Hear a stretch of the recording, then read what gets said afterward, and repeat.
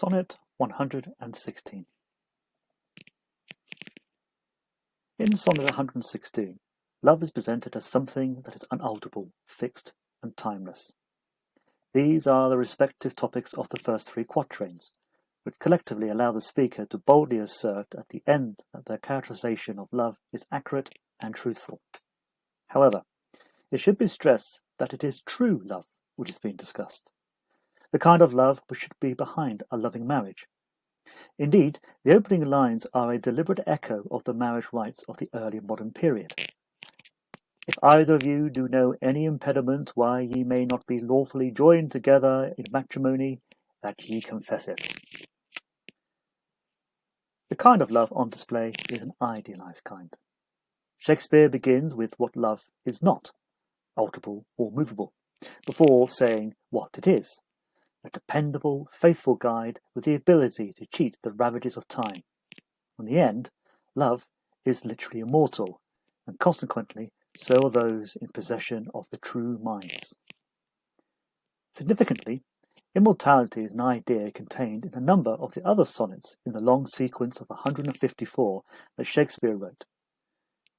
In perhaps his most famous sonnet, number 18, Shall I Compare Thee to a Summer's Day, he makes the bold claim that the subject's beauty is eternal because it is captured in the lines of his poem.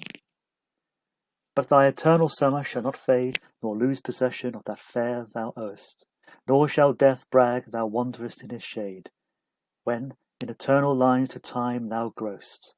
So long as men can breathe or eyes can see, so long lives this, and this gives life to thee. It's also interesting to note that the couple in Sonnet 116 are of true minds, which indicates an intellectual or platonic friendship.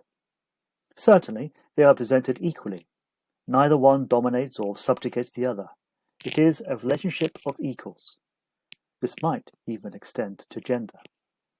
When taken to the context of the wider sonnet sequence, Sonnet 116 is in fact spoken by a man addressing another man, in which case a subversive, even radical tone is injected into the poem's argument and suggestion of marriage.